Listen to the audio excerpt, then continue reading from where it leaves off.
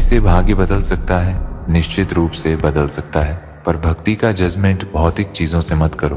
मुझे कार मिल गई तो मैं भाग्यशाली हूँ, मुझे पैसा मिल गया तो मैं सौभाग्यशाली हूँ। सच्चा सौभाग्य क्या है? जब तुम्हें परमात्मा मिल जाए, जिसका प्रेम कभी नष्ट नहीं होगा, जिसका ज्ञान हमेशा सत्य रहेगा। सर्व सौभाग्यशाली वही है जो ईश्वर का प्रेमी बन जाए, पर जो सिर्फ भौतिक सुख को सौभाग्य समझता है वह सबसे बड़े भ्रम में है।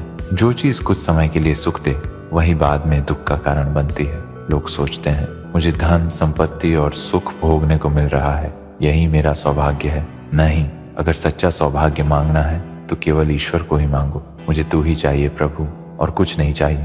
माया बार बार भटकाएगी। परमात्मा के करीब जाओगे तो वह तुम्हें सुख भी देगा, लेकिन उस सुख में मत फंसना, क्योंकि वह स्थायी नहीं है। पूर्ण आनंद वही देगा जो स्वयं आनंद स्वरूप है। सच्चिदानंद वही है जो स्वयं श्री कृष्ण है। इसे शेयर करें और ऐसे ही कंटेंट के लिए फॉलो करना ना भूलें। कि ठाकुर जी को देख के जिनको प्रिय लगने लग जाए, ठाकुर जी जिसको प्रिय लगे, ये बात निश्चित है कि वो पूर्व जन्म में उसका कोई संबंध था ठाकुर जी से। ठाकुर जी को देख के अनायास प्रसन्नता आ जाए, ठाकुर जी को देख के नीर भरावे, ठाकुर जी को देख के रोए खड़े होने लग जाए, ठाकुर जी को देख के भाव आने लग जाए, आप विश्वास मान लीजिएगा आप पूर्व जन्म में ठाकुर जी का प्रत्यक्ष दर्शन कर चुके हो, पर अपने किसी कारण से आप पुनः मानव बने आए हो। अब की बार ठाकुर जी देखते ही आपको बड़े आनंदित करवा रहे हैं, मानो वो आज्ञा दे रहे हैं कि अब मुझे प्राप्त कर लो, पिछली बार तो तुम कर नहीं पाए। ठाकुर जी से ये बात कहते रहा करो, और किसी से नहीं, ठाकुर जी से। क्या कहते रहा करो? आप मुझसे बहुत प्रेम करते हैं, मुझे पता है।